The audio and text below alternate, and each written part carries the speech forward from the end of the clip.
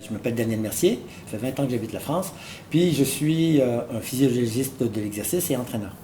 Vous me connaissez peut-être aussi par le test Navette, ou qu'on appelle le test Luc Léger, dont je suis le co-auteur. Pour le mesurer, il faut mesurer dans les faits la condition physique. Mais on a juste besoin d'un step et ça va prendre environ 5 minutes. Au repos, tous les êtres humains consomment la même chose, une fois le métabolisme de base. C'est ça un mètre. En marchant, on va être à peu près à 4 fois le métabolisme de base, donc à 4 mètres. Si on court, ça va coûter encore plus cher. Si vous montez une côte, ça va coûter encore plus cher. L'application, c'est deux choses. C'est de mesurer votre condition physique, de mesurer vos mètres.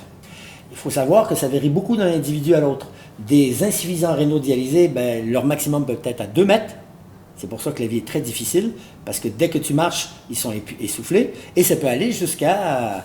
Il y a Martin Fourcade, qui est un grand champion de biathlon. Il doit avoir à peu près 25 ou 26 mètres.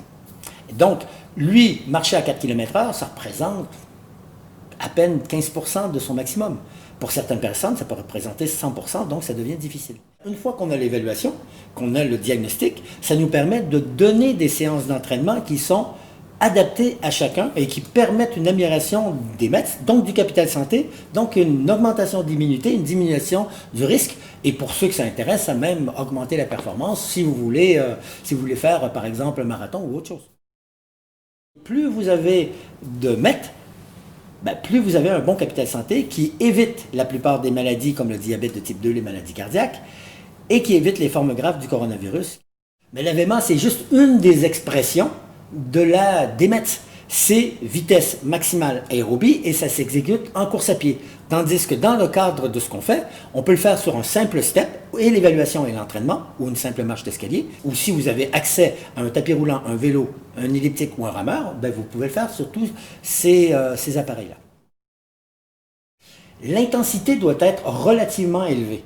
Donc ça doit être une intensité qui correspond à vous, à votre diagnostic, à votre évaluation, qui permet une amélioration de votre capital santé, donc de vos mètres, donc de votre condition physique, donc de votre immunité. Mais comme c'est des efforts relativement courts, c'est plutôt ce qu'on appelle du fractionné. Vous allez faire des fractionnés de 10 secondes, 15 secondes, 20 secondes, 30 secondes, jusqu'à 1 minute, avec des temps de repos.